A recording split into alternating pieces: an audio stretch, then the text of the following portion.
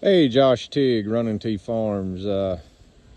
Afternoon cattle move here with the cows. We've got them spread out a good bit here. We had about an inch of rain. We had been about 5 weeks, 6 weeks with no rain prior to that, but we're down in this little bottom here.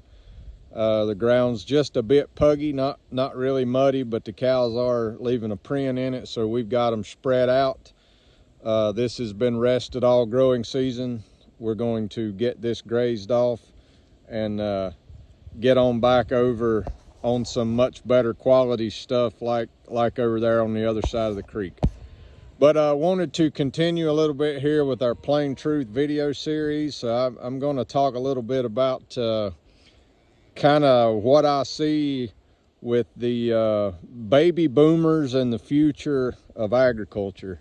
So it's hard to get an exact number on it, but a little bit of research I've done, anywhere from about a third to the half of all the rural and agricultural land that's owned in the United States at this point in time is owned by the baby boomers generation.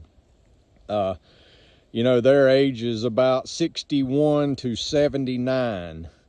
So in the next probably 10 or 15 years, 1/3 to 1/2 of our rural and farmland is going to change hands. And, that could be a big benefit to some, or it could be the end of agriculture, nearly, depending on how the baby boomers handle this. So kind of that old saying, ever since the baby boomers were born and got up and into the workplace, all the other generations have just been kind of living in their shadow. It's their world and we're just living in it. And that holds true right on into agriculture.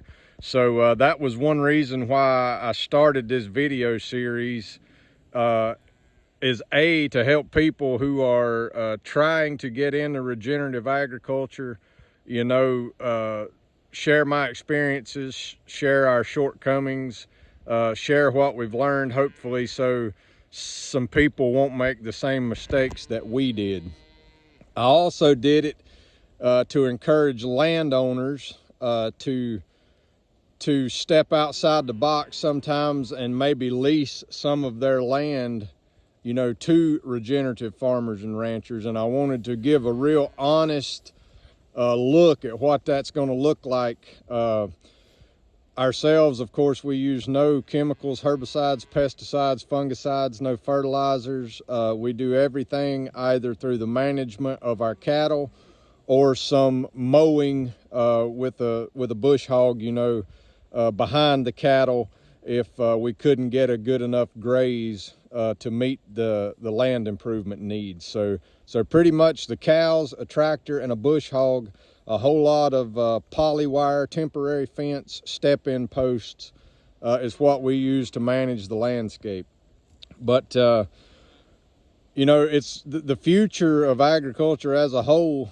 Pretty much, if we transfer 1/3 to 1/2 of our farmland goes into subdivisions and strip malls, because the baby boomers either decide they want to cash out and they just sell it to the highest bidder, or B, they don't make arrangements if they really want their land to stay in agriculture and stay in agricultural production. They don't make arrangements so that it will continue that way after they're done with it. And that's very important for, landowners to have that conversation with their children, with their whoever, if they want it, if they're passionate about it staying in agriculture, there's a lot of options out there to see that gets done. And I'm not even going to try to tell you that I know where to send you, but just know that if you want to do like a conservation easement or land trusts or stuff like that, so that you can ensure that your land stays rural and in an agricultural setting as the landowners, you can do that. On the reverse front there with the new regenerative farmers and ranchers, I think I've heard and seen some stats that most beginning farmers and ranchers, regenerative farmers and ranchers, they generally only last about 5 or 6 years. Part of that is just due to they cannot get a sizable enough piece of land to actually make a go of it, so they end up working a full-time job during the day and then working a full-time job on the farm, and they eventually just burn out and they sell out and they get out of the business. And that's not what we need to happen. We need more people out here on the land managing regeneratively with a herd of cows or sheep or whatever, producing a very nutrient dense product, and you know, improving our lands, improving our watershed, the whole 9 yards. And I'm not going to pretend that I'm an expert in the field at all. I'm just sharing our journey and what we've learned, and I hope you guys follow along. But I'm going to talk about some of the things in some upcoming videos here, things that is necessary to be profitable, things that we've found to be necessary to be profitable.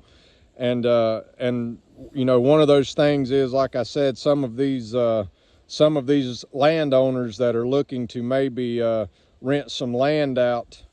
If you're a new farmer, renting land is one of the very easiest, well, let me not say easy, let me say one of the most feasible ways to get started. You know, land cost in our area is anywhere from $10,000 to $15,000 an acre. You know, for most land, even higher than that in areas that they're developing houses. And there's just no way that a new farmer could probably even get a loan to buy that land, much less buy that land and stock it with cattle. You couldn't even pay the interest on it with a herd of cows.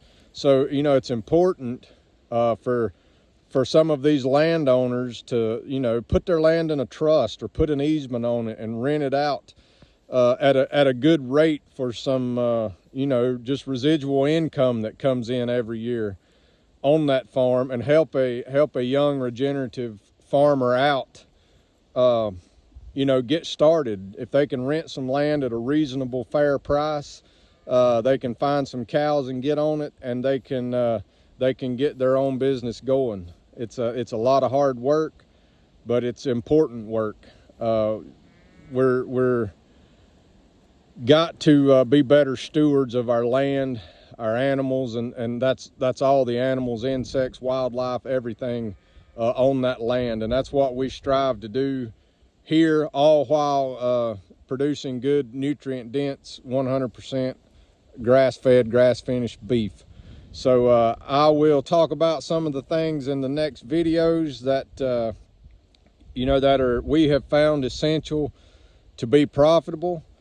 And I hope everybody has a great week. As always, you can check us out online at runningtbeef.com. You can like us on Facebook at runningtbeef. If you're watching on YouTube, click that like and subscribe button on your way out. And everybody have a fantastic rest of your week.